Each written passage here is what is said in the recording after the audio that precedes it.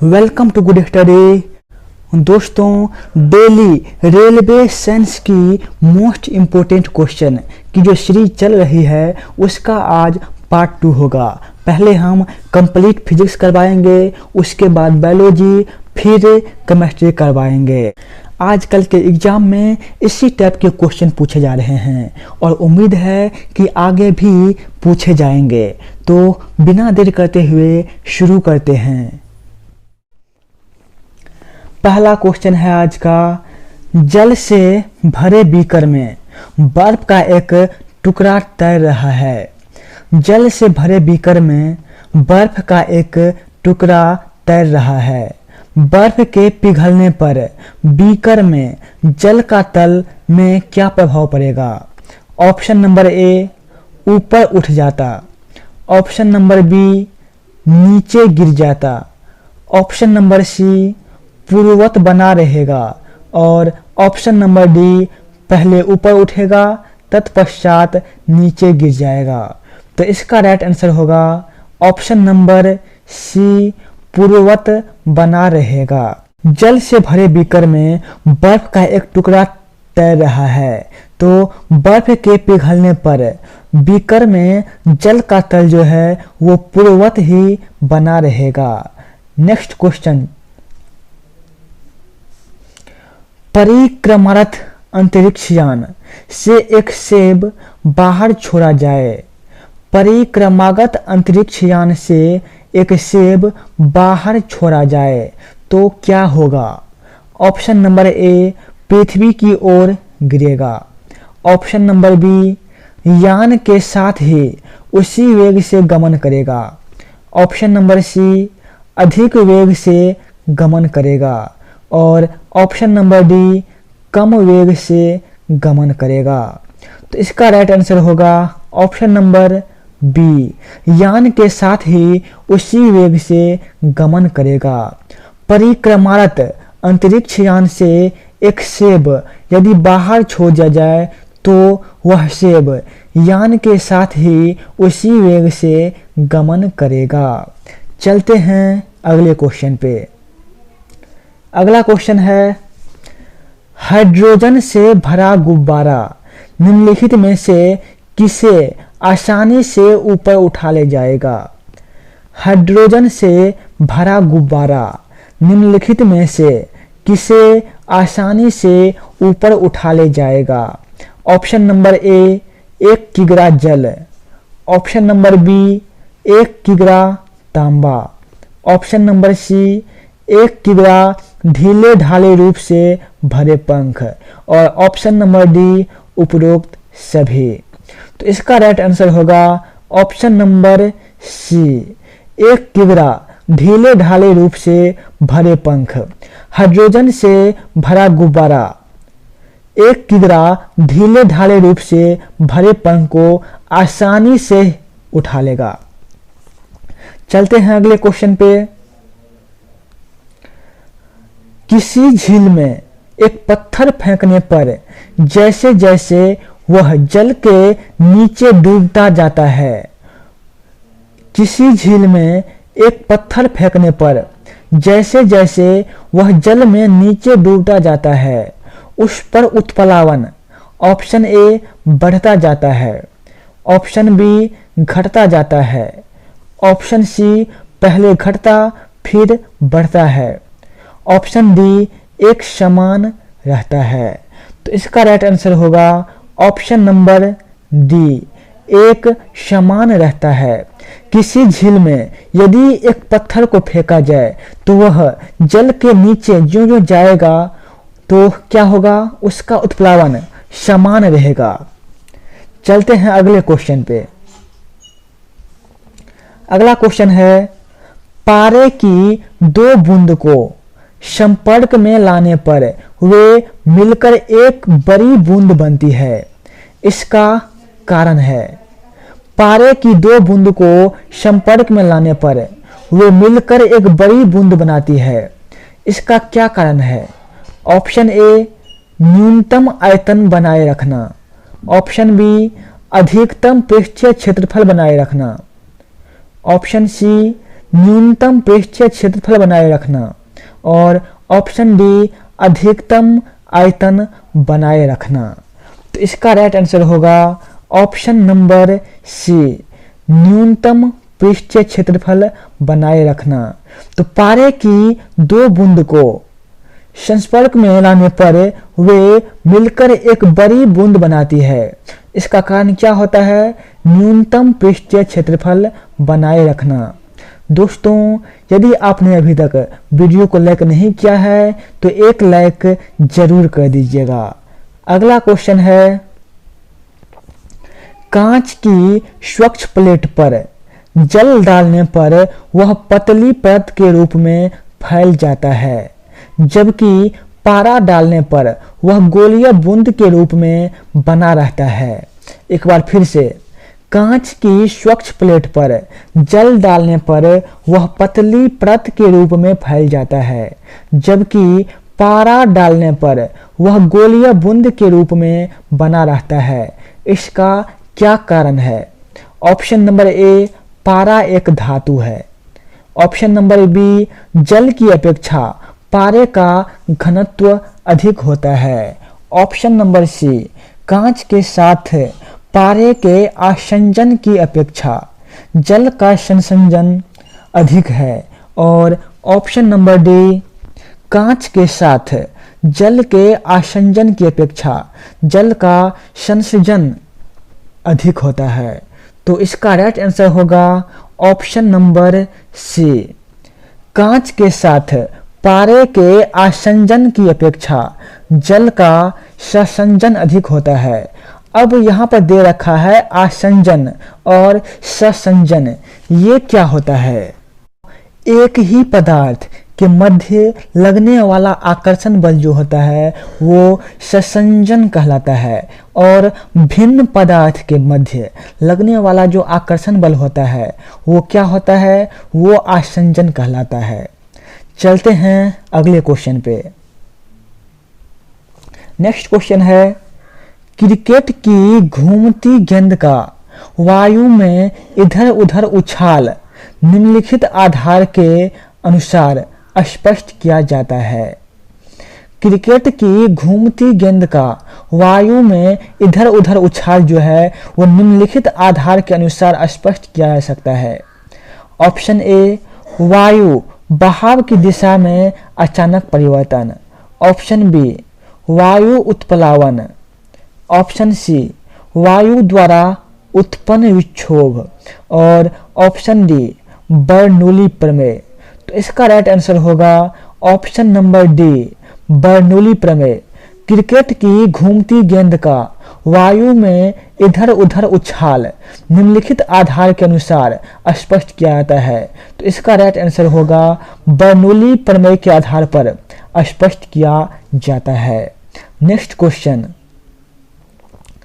Railway platform के किनारे पर खड़े युवक के सामने तेज गति से रेलगाड़ी के गुजरने पर, रेलवे प्लेटफॉर्म के किनारे पर खड़े युवक के सामने तेज गति से रेलगाड़ी के गुजरने पर क्या होगा? युवक ऑप्शन नंबर ए पर कोई प्रभाव नहीं पड़ता। ऑप्शन नंबर बी, प्लेटफॉर्म पर गाड़ी से दूर जा गिरता है। ऑप्शन नंबर सी, गाड़ी की ओर गिर पड़ता है। और ऑप्शन नंबर डी, गाड़ी की ओर या उससे दूर गिर पाता है, जो गाड़ी की चाल पर निर्भर करता है। तो इसका राइट आंसर क्या होगा? ऑप्शन नंबर सी, गाड़ी की ओर गिर पाता है। रेलवे प्लेटफॉर्म के किनारे पर खड़े युवक के सामने तेज गति से रेलगाड़ी के गुजरने पर युवक क्या होगा? गाड़ी की ओर गिर पड़ता है। चलते हैं अगले क्वेश्चन पे। एक वृत्ताकार धातु की प्लेट को जिसके केंद्र में एक वृत्ताकार छेद हो, एक वृत्ताकार धातु की प्लेट को जिसके केंद्र में एक वृत्ताकार छेद हो, गर्म करने से छेद का व्यास पर क्या प्रभाव पड़ेगा? ऑप्शन ए, कम हो जाएगा। ऑप्शन बी, अपरिवर्तनीय रहेगा। ऑप्शन सी, बढ़ जाएगा। और ऑप्शन डी, पहले बढ़ेगा और तत्पश्चात कम हो जाएगा। तो इसका राइट आंसर होगा ऑप्शन नंबर सी, बढ़ जाएगा। एक वृत्ताकार धातु की प्लेट को जिसके केंद्र में एक वृत्ताकार छेद हो, गर्म करने से क्या होगा, उसका छेद बढ़ जाएगा।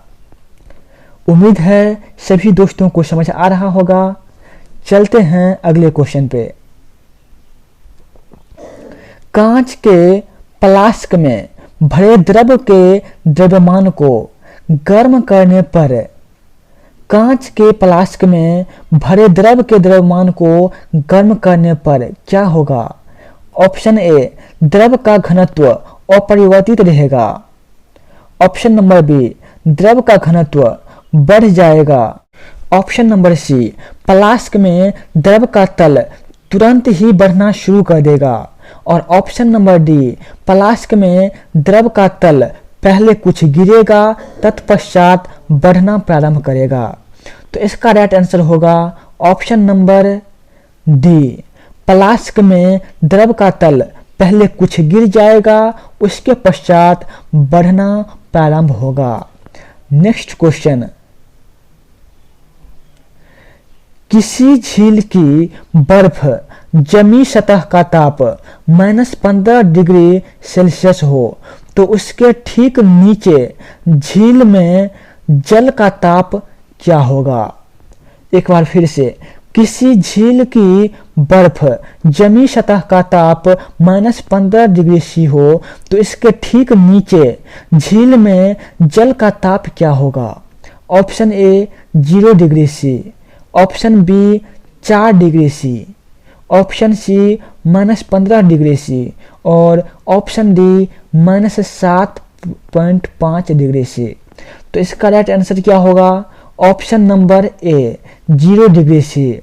किसी झील की बर्फ जमी सतह का ताप -15 डिग्री सेल्सियस हो तो इसके ठीक नीचे झील में जल का ताप कितना होगा? 0 डिग्री सी। ऐसा क्यों होता है?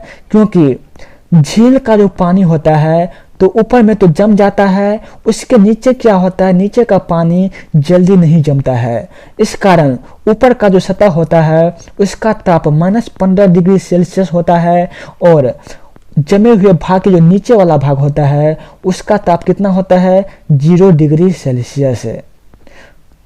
चलते हैं अगले क्वेश्चन पे।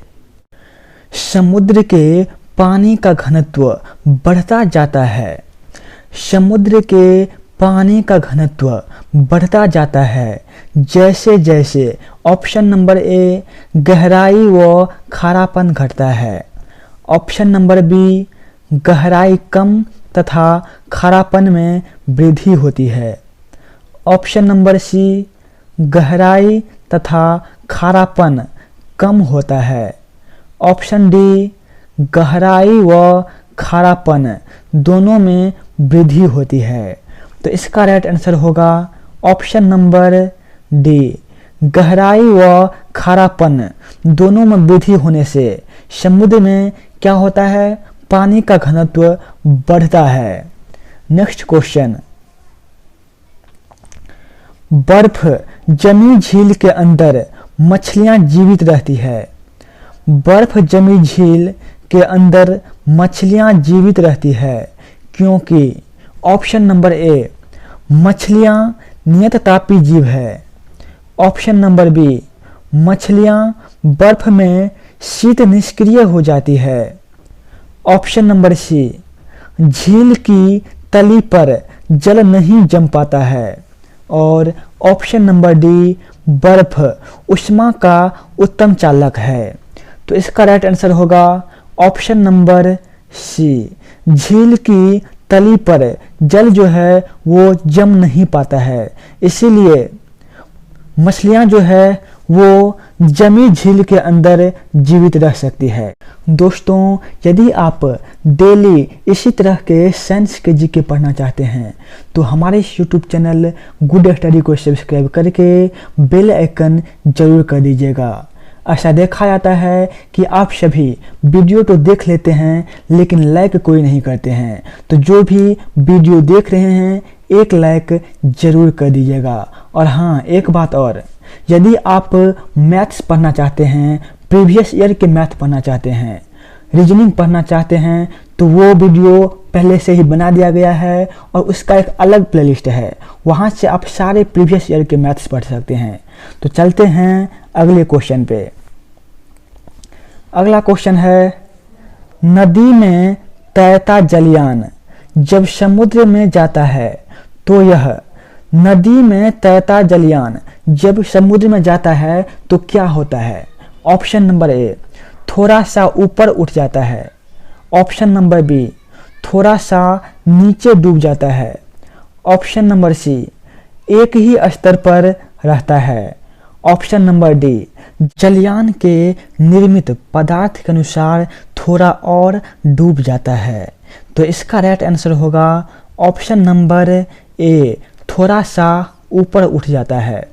नदी में तैरता जलयान जब समुद्र में प्रवेश करता है तो क्या होता है? घनत्व के कारण वह थोड़ा सा ऊपर उठ जाता है। नेक्स्ट क्वेश्चन,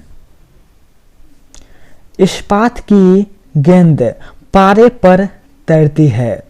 इस्पात की गेंद पारे पर तैरती है, क्यों? ऑप्शन नंबर ए, पारा सभी धात्विक गेंदों को अपने में नहीं डूबने देता। ऑप्शन नंबर बी, पारा द्रव रूपी एक धातु ही है। ऑप्शन नंबर सी, इस्पात की अपेक्षा पारे का घनत्व जो है वो अधिक है। ऑप्शन नंबर डी, इस्पात की गेंद को समुचित समंजन द्वारा किसी भी द्रव पर तैराया जा सकता है। तो इसका राइट आंसर होगा ऑप्शन नंबर सी, इस्पात की अपेक्षा पारे का घनत्व अधिक होता है। इस कारण क्या होता है? इस्पात की गेंद जो है वो पारे पर तैरने लगती है। चलते हैं अगले क्वेश्चन पे। अगला क्वेश्चन है, अत्यधिक ऊंचाई पर उड़ रहे वायुयान के अंदर, अत्यधिक ऊंचाई पर उड़ रहे वायुयान के अंदर। ऑप्शन नंबर ए, दाब बाह्य दाब के समान ही होता है। ऑप्शन नंबर बी, वायु पंपों की सहायता से सामान्य दाब बनाए रखा जाता है। ऑप्शन नंबर सी, बाहर की अपेक्षा कम दाब होता है। और ऑप्शन नंबर डी, सामान्य आर्द्रता तथा आंशिक निर्वात बनाए रखा जाता है। तो इसका राइट आंसर होगा ऑप्शन नंबर बी, वायु पंपों की सहायता से सामान्य दाब बनाए रखा जाता है। चलते हैं अगले क्वेश्चन पे। अगला क्वेश्चन है, वायुमंडलीय दाब को मापने के लिए आवश्यक यंत्र। वायुमंडलीय दाब को मापने के लिए आवश्यक यंत्र कौन सा है? ऑप्शन ए, द्रव घनत्व मापी। ऑप्शन नंबर बी, बैरोमापी। ऑप्शन नंबर सी, आर्द्रता मापी। और ऑप्शन नंबर डी, ऊंचाई मापी। तो इसका राइट आंसर होगा ऑप्शन नंबर बी, बैरोमापी। तो वायुमंडलीय दाब को मापने के लिए बैरोमापी का प्रयोग किया जाता है और आर्द्रता को मापने के लिए किसका प्रयोग होता है? आर्द्रता मापी का प्रयोग होता है। तो इसका राइट आंसर होगा ऑप्शन नंबर बी। चलते हैं अगले क्वेश्चन पे। नेक्स्ट क्वेश्चन है, हमारे शरीर पर वायुमंडल का दाब बहुत होते हुए भी हम उसे महसूस नहीं कर पाते हैं। हमारे शरीर पर वायुमंडल का दाब बहुत अधिक होते हुए भी हम उसे महसूस नहीं कर पाते हैं, क्योंकि ऑप्शन नंबर ए, हम इसके अभ्यस्त हैं। ऑप्शन नंबर बी, हमारे शरीर की अस्थियां इतनी मजबूत है कि इस दाब को सहन कर सकती है। ऑप्शन नंबर सी, हमारे सिर का क्षेत्रफल जो है वो बहुत कम है। और ऑप्शन नंबर डी, हमारे शरीर में रक्त का दाब वायुमंडलीय दाब से कुछ अधिक होता है। तो इसका राइट आंसर होगा ऑप्शन नंबर डी, हमारे शरीर में रक्त का जो दाब होता है वो वायुमंडलीय दाब से कुछ अधिक होता है, जिसके कारण क्या होता है? हमारे शरीर पर वायुमंडल का दाब जो है वो महसूस नहीं हो पाता है। चलते हैं अगले क्वेश्चन पे। नेक्स्ट क्वेश्चन है, किसी पिंड का अधिकतम भार कब होता है? ऑप्शन नंबर ए वायु में होगा, ऑप्शन नंबर बी जल में होगा, ऑप्शन नंबर सी हाइड्रोजन में होगा और ऑप्शन नंबर डी निर्वात में होगा। तो इसका राइट आंसर क्या होगा? Option number D. किसी पिंड का जो अधिकतम भार है वो निर्वात में होगा। चलते हैं आज के लास्ट क्वेश्चन पे। भिन्न धातु के बने 1 किग्रा के 4 घन जल में तौले जाए। एक बार फिर से, भिन्न धातुओं के बने 1 किग्रा के 4 घन जल में तौले जाए तो क्या होगा? ऑप्शन नंबर ए प्रत्येक का भार एक ही होगा, ऑप्शन बी न्यूनतम घनत्व वाले घन का भार न्यूनतम होगा, ऑप्शन सी न्यूनतम घनत्व वाले घन का भार अधिकतम होगा और ऑप्शन नंबर डी उपरोक्त में से कोई सत्य नहीं है। तो इसका राइट आंसर क्या हो जाएगा? ऑप्शन नंबर बी न्यूनतम घनत्व वाले घन का भार न्यूनतम होगा। भिन्न धातुओं के बने 1 किग्रा के 4 घन जल में यदि तौले जाएं तो क्या होगा? न्यूनतम घनत्व वाले घन जो हैं उसका भार न्यूनतम होगा। तो जय हिंद दोस्तों, आज का सेशन हम यहीं पर समाप्त करते हैं।